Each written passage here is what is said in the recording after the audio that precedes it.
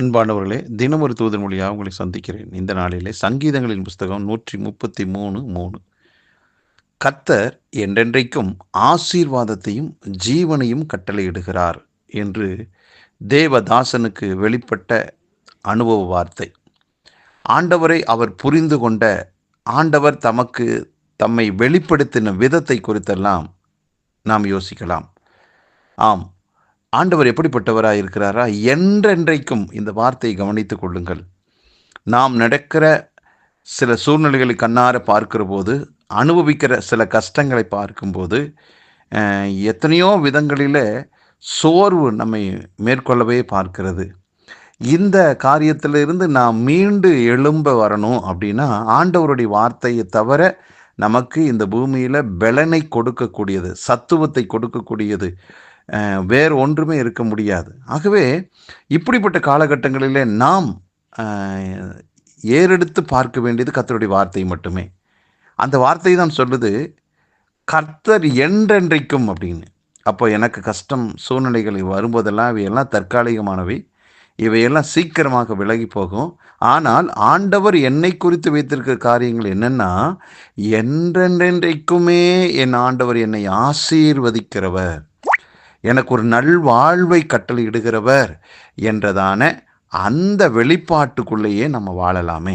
ஆகவே இந்த உலகத்தினுடைய காரியங்களை வச்சு இதுதான் முடிவு என்று நம்பாதீர்கள். நம்முடைய வாழ்க்கையினுடைய ஆதி அந்தம் எல்லாமே இதுதான், கர்த்தருடைய வார்த்தையின் அடிப்படையில் தான் நாம் வாழ்ந்து வருகிறோம். அதுதான் நிஜம். ஆகவே அதுதான் நம்முடைய வாழ்க்கையில் பலிக்கும். ஆகவே கர்த்தருடைய வார்த்தையை முன்னிட்டு நாம் விசுவாச வார்த்தைகளை பேசுவோம், அதையே சிந்திப்போம். ஆகவே எனக்கு எதிராக வருகிற இந்த போராட்டங்கள் எல்லாம் இந்த வார்த்தைக்கு முன்பாக ஒன்றுமே கிடையாது. ஏனென்றால் இந்த வார்த்தை தான் நான், எனக்காக எழுதப்பட்டது தான் இந்த வார்த்தை. இது எனக்கு சொந்தமானது, என்னை குறித்து எழுதப்பட்டிருக்கிறது. அப்போ கர்த்தர் எனக்கு என்ன செய்கிறார் அப்படின்னா, என்றென்றைக்கும் ஆசீர்வாதத்தை கொடுக்கிறார், ஒரு நல்வாழ்வை கொடுக்கிறார், அது கட்டளையிடுகிறாராம். அப்போ ஆண்டவர் அவருடைய நாமத்தினால நாம் என்றென்றைக்கும் ஆசீர்வாதமாகவும் நல்வாழ்வையும் பொருந்தேன ஒரு வாழ்வை நாம் நிச்சயமாக பெறுவோம். ஆகவே இதுதான் நிரந்தரம் நமக்கு. ஆகவே அப்படிப்பட்ட நிரந்தரமான வாழ்க்கையை கர்த்தர் நமக்கு முன்குறிச்சிருக்கிறார். அதை நினைத்து கர்த்தருக்கு நன்றி சொல்லலாமே. நல்ல பிதாவே, இந்த நல்ல வேளையில் நன்றி. நாங்கள் எப்பக்கம் நெருக்கப்பட்ட சூழ்நிலையில் இருந்தாலும் நாங்கள் நோக்கி பார்க்கிறது உம்முடைய வார்த்தையாக இருக்கட்டும்.